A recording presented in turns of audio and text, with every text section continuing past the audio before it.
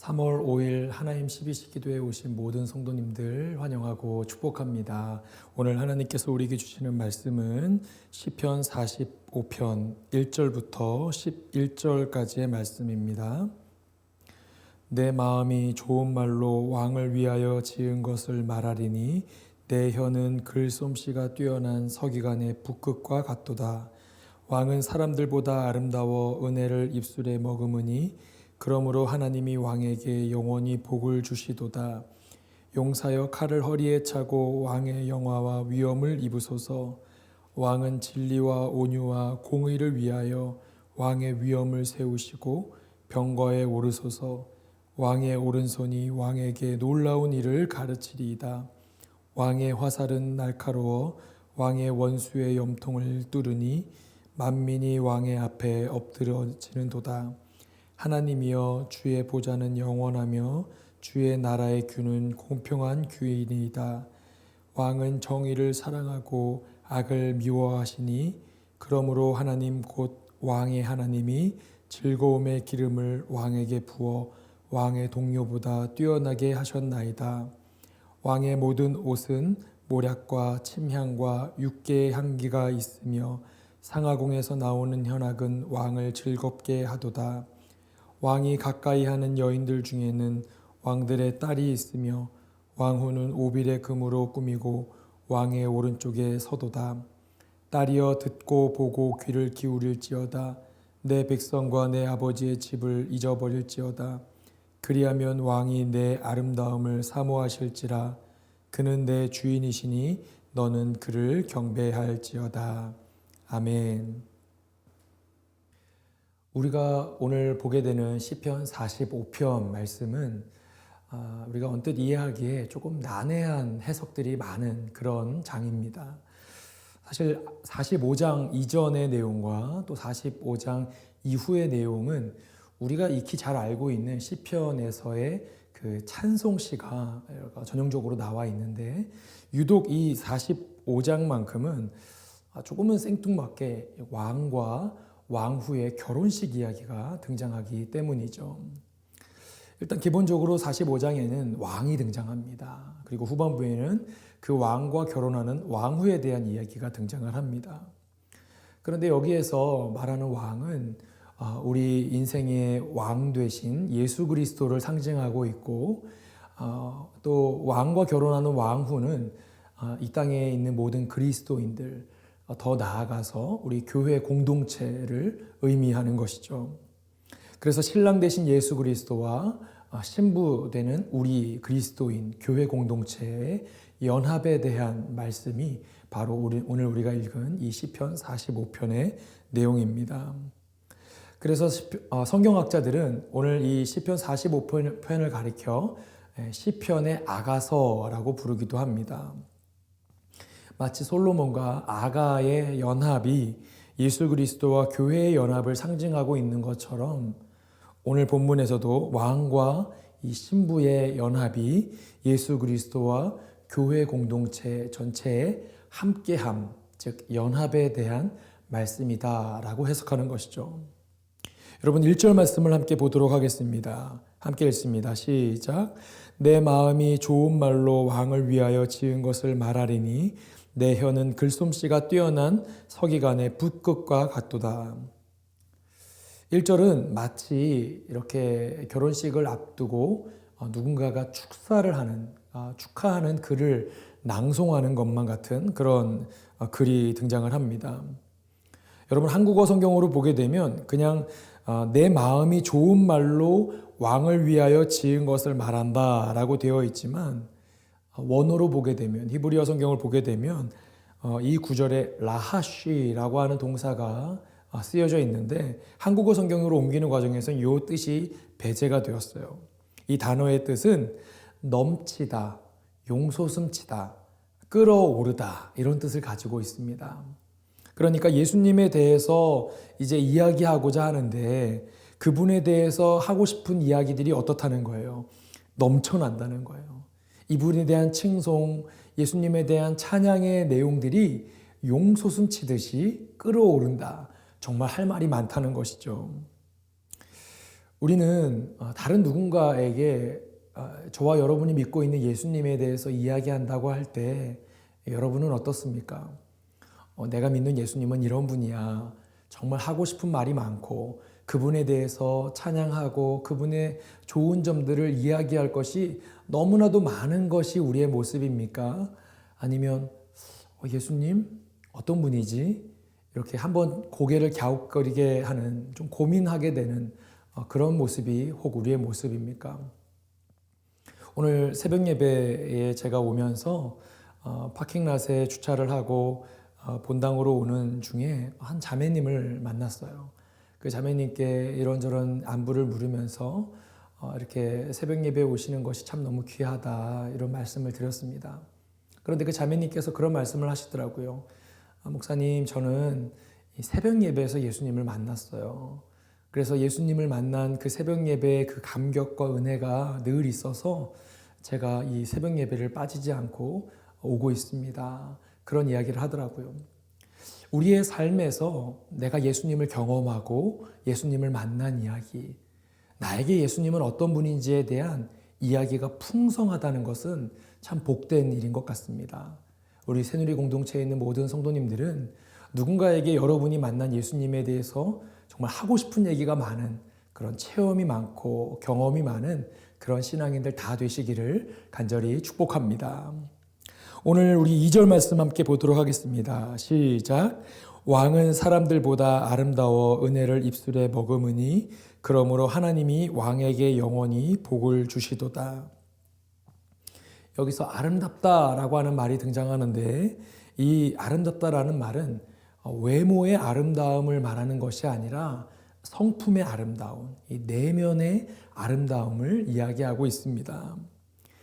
예수님께서는 그분의 내면의 아름다움, 또 좋은 성품으로 인해서 은혜를 입술에 머금고 있다라고 시편 기자는 이야기하고 있는 것이죠.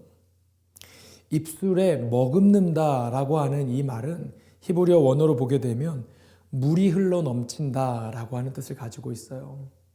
물은 가두어 두기 힘들고 이렇게 흘러 넘치게 됩니다. 많이 있으면 흘러 넘치게 되죠. 그러니까 내면에, 우리 마음속 깊은 곳에 선하고 또 좋은 마음을 품은 사람들은 그 입술로 인해서 은혜를 내뿜는, 그것을 주체할 수 없는 은혜를 흘려보내는 삶을 살게 된다라고 하는 것이죠. 여러분, 그렇습니다. 내면에 은혜가 있는 사람은 입술을 통해서도 은혜를 흘려보내게 됩니다. 그렇기 때문에 여러분, 우리가 주변을 보게 되면 농담으로라도 다른 사람에게 상처를 주고 농담으로라도 세상적인 이야기들을 하는 사람들을 종종 보게 됩니다. 우리가 그런 것들은 주의해야 되는 것이, 우리의 내면에 무엇이 담겨져 있느냐가 나도 모르는 사이에 무의식 가운데 우리의 입술의 언어로 그것이 표출되기 때문이죠. 사랑하는 성도 여러분, 저는 여러분들의 마음 가운데 정말 성령으로 충만하여서 우리의 입술을 통해서 표출되어지는 언어가 은혜의 말들, 성령 충만한 말들이 흘러나오기를 소망합니다. 그래서 예수님께서 누가복음 6장에 보게 되면 6장 45절 후반절에 뭐라고 하셨을까요? 이는 마음에 가득한 것을 입으로 말함이니라 라고 말씀하셨죠. 우리 마음 가운데 가득한 것, 그것이 결국 우리의 입을 통해서 나온다고, 이게 예수님께서 말씀하신 거예요.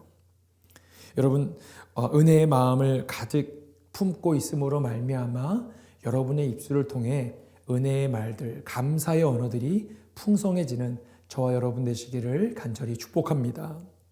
여러분, 3절 말씀 함께 보도록 하겠습니다. 함께 읽습니다. 시작. 용사여 칼을 허리에 차고 왕의 영화와 위엄을 입으소서. 이번에는 왕을 가리켜 용사여라고 지칭하고 있습니다. 왕이면서도 대적들과 싸워야 하는 용사의 역할을 감당하기 때문이죠. 용사가 어떻게 하라고 합니까? 칼을 허리에 차라라고 이야기하죠. 여러분, 허리에 차는 이 칼은 무엇을 의미하고 있을까요? 에베소서 6장에 보게 되면 하나님의 무엇을 취하라고 이야기하고 있습니까? 그렇죠. 하나님의 전신갑주를 취하라 라고 에베소서 6장에는 기록되어 있죠. 그러면서 그 하나님의 전신갑주를 취하면서 우리가 갖추어야 하는, 전쟁터에 나가기 전에 우리가 갖추어야 하는 여러 가지 것들을 언급하고 있는데 거기에 칼에 대해서 비유하고 있는 것이 있습니다. 에베소서 6장 17절 말씀 봅니다. 함께 읽습니다. 시작. 구원의 투구와 성령의 검, 곧 하나님의 말씀을 가지라. 칼이 무엇입니까? 성령의 검, 즉 하나님의 말씀이다 라고 이야기하고 있습니다. 여러분, 여러 가지 투구와 갑옷과 이런 것들은 무엇입니까? 다 대적과 싸우면서 방어하기 위함인 것이죠.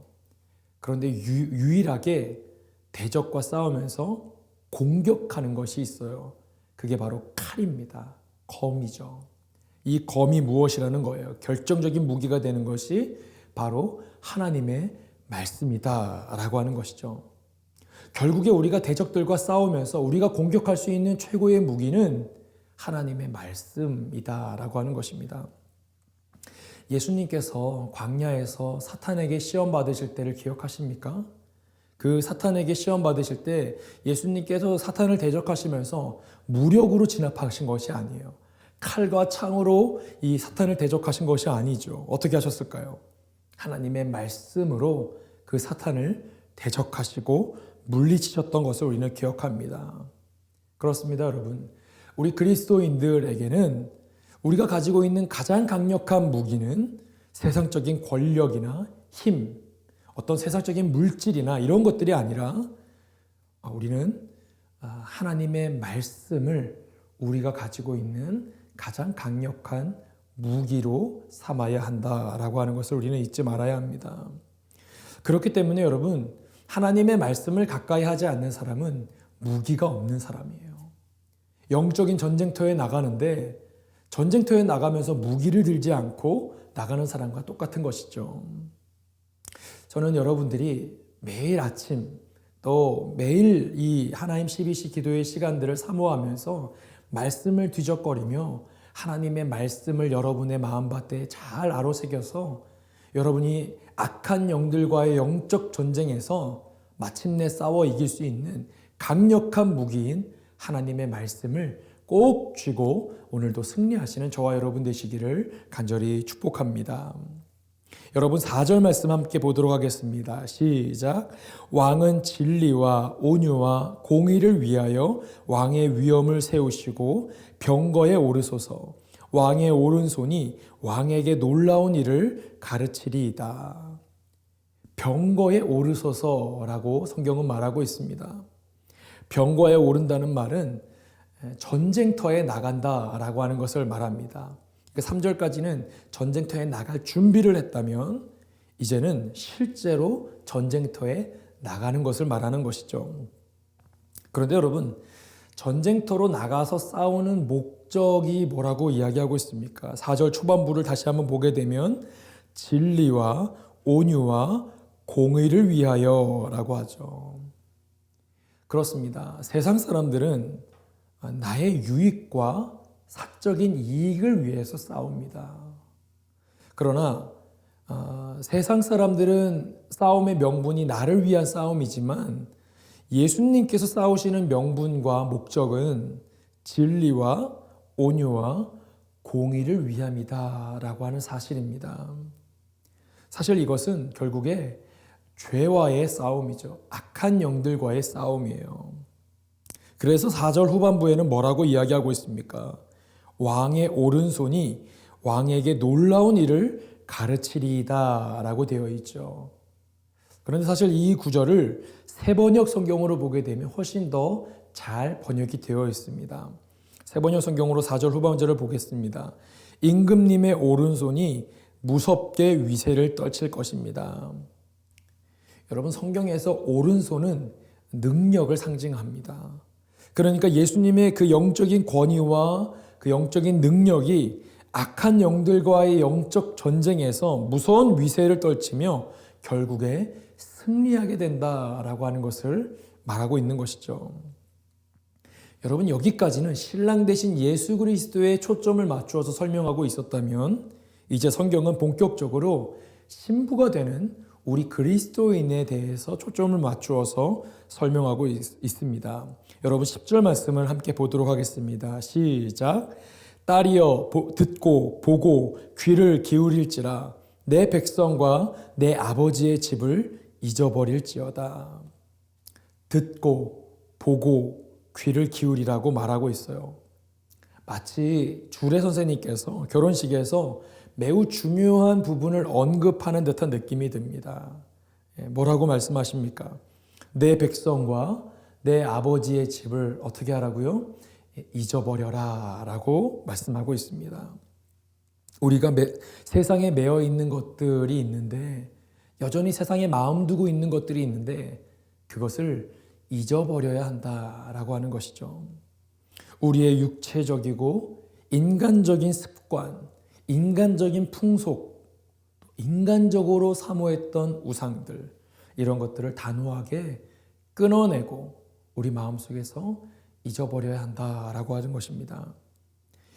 그렇습니다. 우리가 그리스도인이 된다는 것은, 또 하나님의 자녀가 된다는 것은 세상의 즐거움, 또 세상적인 가치들을 끊어내고 내가 오직 하나님만을 섬기겠습니다 라고 결단하고 다짐하는 것을 의미합니다. 마치 결혼식장에서 수많은 사람들 앞에서 내가 이제부터는 이 한 사람만을 사랑하겠습니다. 검은 머리가 팥불이 되도록 내가 이 사람만을 사랑하겠습니다. 맹세하고 다짐하는 것과 같이 말이죠. 그래서 여러분, 우리가 그리스도인이 되었다면 마치 모든 사람들 앞에서 나는 이제 옛사람은 죽고 예수 안에서 새로운 인생을 살겠노라고 결단하면서 우리가 침례를 받는 것과 마찬가지로 말이죠. 저는 우리 새누리 공동체가 여러분 세상적 즐거움은 잊고 예수 안에서의 참된 기쁨과 행복을 경험하시는 저와 여러분 되시기를 간절히 소망합니다. 우리 마지막으로 11절 말씀 함께 보도록 하겠습니다. 시작. 그리하면 왕이 내 아름다움을 사모하실지라 그는 내 주인이시니 너는 그를 경배할지어다. 아멘. 시편 기자는 우리가 믿기로 결단하고 다짐한 예수 그리스도가 누구라고 얘기하고 있습니까? 바로 우리의 주인이다 라고 하고 있습니다. 그는 너의 주인이시니. 그러면서 우리의 주인 되신 그 예수님을 어떻게 해야 된다고 이야기하고 있습니까? 우리가 그 주님을 경배해야 한다라고 이야기하고 있죠. 지난 토요일 아침 예배 예배를 드리신 분들은 기억나시겠지만 다윗이 여러 공격을 통해 절망과 낙심 가운데 있을 때 그가 하나님께 소망을 두라고 자기 스스로에게 이야기하면서 마지막에 뭐라고 고백합니까?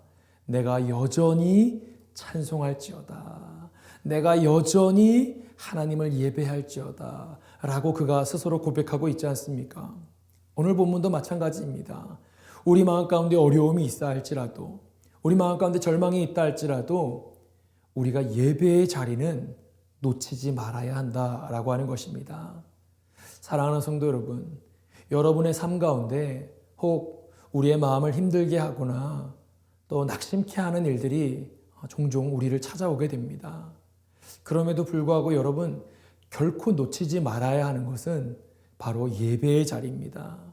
시편 기자를 보게 되면 그는 힘들다라고 하는 것을 고백함과 동시에 그의 고백의 가장 마지막에는 언제나 내가 여전히 하나님을 찬양합니다. 내가 여전히 하나님을 예배합니다. 오늘 말씀과 같이 너는 그를 경배할지어다가 언제나 그의 마지막 고백이 되더라는 것이죠. 사랑하는 성도 여러분, 여러분의 삶에도 이 고백이 오늘 여러분의 고백이 되기를 소망합니다.